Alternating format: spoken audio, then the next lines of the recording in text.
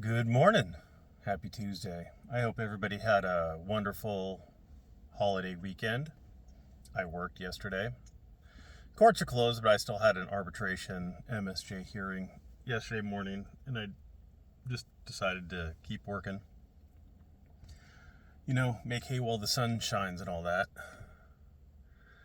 So, two things in the Rapkin, Randy's lawsuit against Lee Rapkin, who I guess is an attorney from Canada. The attorney's attorney, because she's a named defendant, and a John Doe, the exposer or something like that, is a co-defendant. Well, she's the one who submitted the counter notifications, or whatever you want to call them. So somebody claimed the copyright on the exposer's videos, and the exposer hired this attorney to do the counter notifications to say that no, they're fair use. And since Randy, since he doesn't know who the exposer is, the exposer hasn't been exposed. He named Rapkin and served Rapkin. Well, she has retained counsel, seemingly very competent counsel. I read their motion to dismiss, and she has a pending motion to dismiss, which I think is not good news for Randy, because then he'll no longer have a served defendant or a named defendant if she prevails. It is an excellent motion to dismiss. Now, I'm saying excellent meaning I don't claim to know anything about copyright law, so I don't know if the allegations, I'm not going to do the research on it. I don't know if it's very well sourced. I mean, they have a table of contents for all the citations, but I don't know if they have the correct take. I'll be interested in seeing Randy's opposition.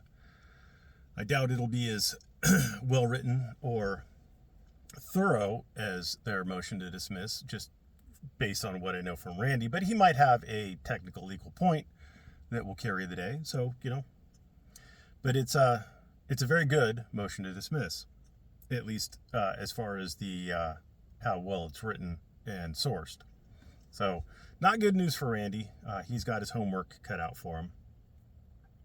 Speaking of motion to dismiss, in Decasto versus McKnight, the lawsuit against the Ohio entities and Ohio police that he filed in Arizona.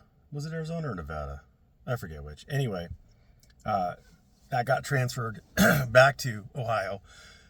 They filed a motion to have their motion to dismiss heard,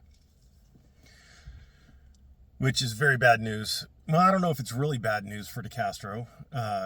He probably won't survive it, just because he's on such tenuous grounds in the first place. He's already lost that case. He filed it again.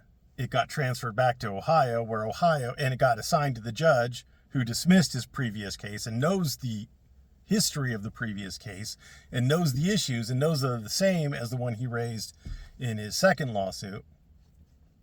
So the odds of it surviving that motion to dismiss, even before I've seen the ChatGPT response that Decasto is going to submit, even before I've seen that, it's 90+% chance that gets dismissed. Just boom, right there. On a personal note, I don't ever really talk about who I am as a person or what's going on with me.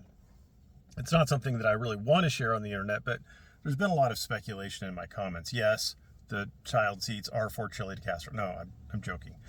I do have kids, and my life has pretty much changed because of them. Maybe it's age, maybe it's because I have the kids, maybe it's whatever. My life dramatically changed. My ideas, my outlook dramatically changed once I had kids. It gave me a perspective that I never had before. And, the first thing I did is I sold my house in the city and I moved out to the country. Why? Well, because I want a better life for my kids. I don't want my kids growing up in the city. There's a lot of bad stuff that goes on in the city. Now, you might love cities, and that's great for you, but from my experience in the city, it's not a place that I want my kids running around. I don't want them to deal with that. Another thing that happened is while I was born and raised Protestant, I had fallen into atheism.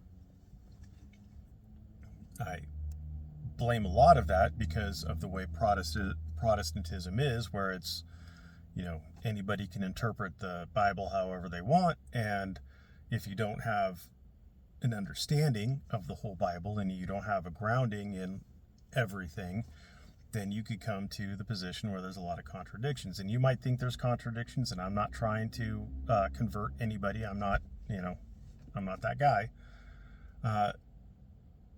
And I talked to my wife, and we both wanted the kids to be raised Christian, to give them a moral grounding, because society, I don't think, has any particular morals right now. And I didn't want to do Protestantism because I don't like the rock and roll bands, and I don't like a lot of the way that they are, in my view, kind of disrespectful of the history of the church and of everything. One passage that I read a long time ago when I was a Protestant that kind of got me wondering what the hell was going on. I don't remember it exactly. I have a vague understanding of the Bible, even though I've read it like 6 times cover to cover, and I've listened to it, the Bible in 365 days. I've gone through that multiple times. There's a passage in the Old Testament where some priests go in and they offer incense in the Holy of Holies, but they do it wrong. They do it wrong. And that in and of itself was enough that they were killed. God killed them because they did it wrong. He wants it done a certain way. That's my understanding. And so I'm like, well, does God really want rock and roll bands? There's just a lot of little things like that. So I didn't want Protestantism. My wife was raised Roman Catholic. And while I looked at the liturgy of the Catholic Church, and I thought, that makes a lot more sense than what the Protestants do. She didn't want Catholicism for a variety of reasons, and so I did a lot of research. I came to my my position based on watching a lot of debates, and listening to a lot of theological discussions, and I arrived at the Eastern Orthodox Church.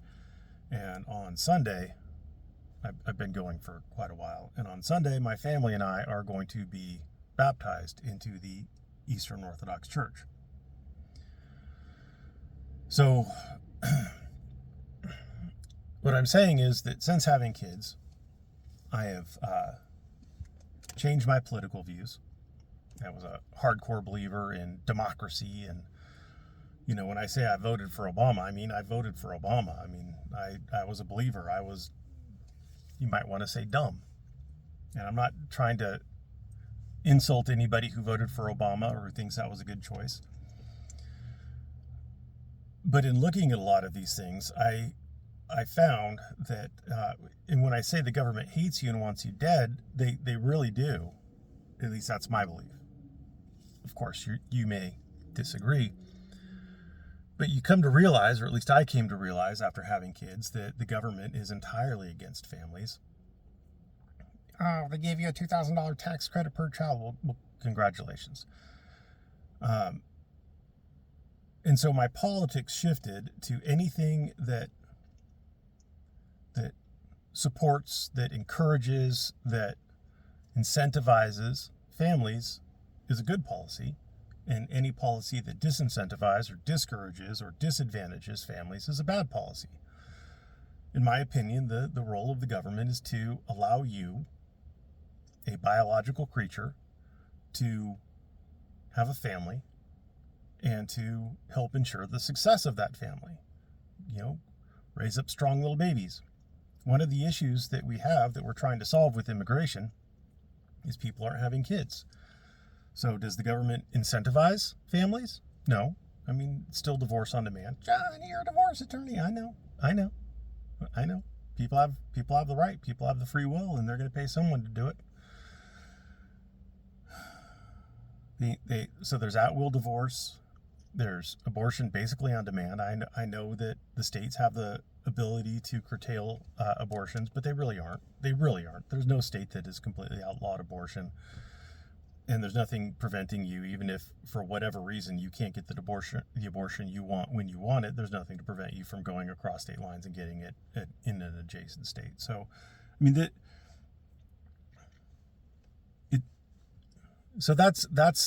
is my kind of belief system. It's if it incentivizes families, that if it allows you to get married, have babies, raise your children in a stable home, preferably with a wife that stays home, if that's what she wants, obviously, but she should have the freedom, the ability to stay at home, and so things that suppress wages, that incentivize women to work, that when they don't want to, that encourage you to turn your children over to the state to raise, they're bad. They're bad. Things that help you raise the family are good. Things that help you ensure that your children can grow up safe, happy, healthy are good. Poisons in the food, bad for your children, If I'm an adult, if I want to eat McDonald's, I don't. But if I want to eat McDonald's, I should have that freedom to. But, you should also have access to healthy food. You should be able to, if you want to, feed your children without going broke, healthy food. You shouldn't have to. Organic food shouldn't be cost prohibitive. It shouldn't be solely the realm of the rich white woman to shop at, Whole Foods or whatever. So I see a lot of issues with the United States. And people also say, well, you're not really a monarchist. Well, no, I really am. I brought up the fact that the Roman Empire lasted longer as an empire than it did as a republic. It went from a republic to empire. And people are like, no, it went from a monarchy to a republic. Yeah, I know. It was like a monarchy for about 200 years, and it was a republic for about 500 years, give or take. But then it was an empire again. And it lasted until the mid-1400s. So you have about 1,400 years of successful empire. Empire means king. They had the emperors, Emperor Nero and all that fun stuff. It's monarchy. Monarchies last. You also see monarchies lasting through the late Middle Ages until you had the wave of revolutions in, I'm going to say, like the late 1700s, early 1800s, that started the course to democracy. And I don't see that democracy has been any use. I don't value the things that a lot of people value. Oh, I get an iPad. Well, congratulations. What does your iPad do for you besides help you waste time? What do your video games do for you besides help you waste time? What does sports ball do for you that helps you waste time? What do all the things that democracy has given us? What has democracy given us that it's actually made it better for you to raise a family, have good, healthy children that grow up safe and secure in a safe and secure country where then they can go out and find spouses to raise their own happy, healthy little baby children in? What has it done for that? I don't see the results. I had comments saying that, but communism isn't bad. Well, every time it's been tried, it's been just freaking terrible. Terrible for families. Terrible. Terrible for people generally, but terrible for families in specific. I mean, it was so bad that, like, Stalin of all people had had to start pushing for people to get married again because communism, just where anything goes wasn't working. And communism fails wherever it goes. Communism has led to the deaths of millions of people. And the whole real communism has never been tried is stupid. They tried real communism everywhere they tried it. But you can't do real communism. It doesn't work. People don't work that way. And libertarianism, while it might have a few more valid points than communism, also doesn't work. The only real libertarian societies have been societies that end up ultimately run by warlords in Africa. Oh, everybody's equal. Well, no, everybody's not equal. Somebody's going to be stronger. Somebody's going to gather an army. Somebody's going to have access to more weapons. And all of a sudden, that person in your libertarian society is a de facto king, because that's what we default to. That's what humans default to. We went from tribal chiefs, chiefs of whatever kind of clannish local tribe you had, to kings of states, to emperors of empires. It's that kind of thing. That's what humans default to. Democracy, I think, is dumb. It's fucking dumb. Everybody should have a say. Everybody should have a vote. Why? Why? And no one actually believes that. Oh, should felons have a vote while they're in prison? Should they be able to vote to overturn the laws that put them there? Should children have a vote?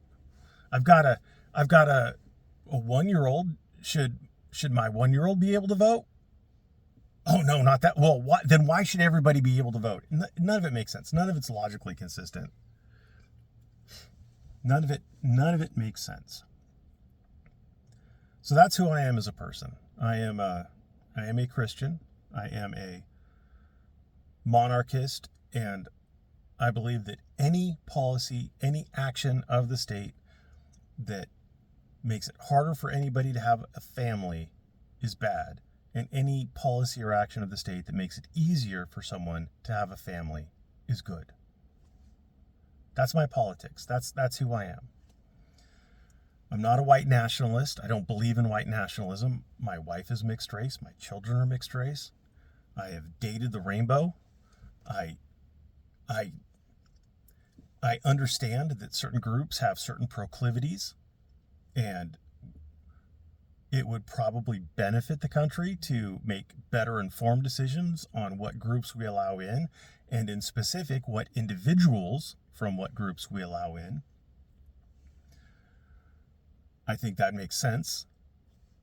I mean, you can call me a racist for that, but I haven't said anything about which races. I haven't said anything about that. So whatever you're reading into that is your racism or your projected racism on me. But I'm not a white nationalist. If you want like a popular figures who my politics mostly align with, I'm somewhere between Jimmy Dore, Jay Dyer, and Tucker Carlson. Those are somewhere in there.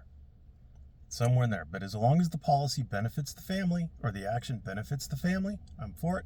If it opposes it, I'm against it. If it's neutral, I'm neutral. I really don't care what it does if it doesn't impact the family. And you're going to say, well, you're just biased because you have a family. Well, yeah, but do you want a family? I see in my perusings that a lot of people want families, and a lot of people who didn't think they want families when they get older, they all of a sudden realize that actually they did want a family. For most of my adult life, I was against marriage and against having kids. I was adamant against it. And then one day, I'm like, I need to get married and I need to have kids. I have money in the bank doing nothing, and what am I going to do? Die with a big bank account? Or am I going to have kids? Am I going to give the money to them? Am I going to use the money to raise them? Am I going to use the money to benefit them? So that's what happened. Anyway, that's 20 minutes of nonsense. Now you know something about me, and I don't know if that's good or bad, or if you care. If you don't, that's fine. But anyway, good luck to you, Decasto, and good luck to you, Randy. You both have your work cut out for you. Thanks for watching. Have a great day.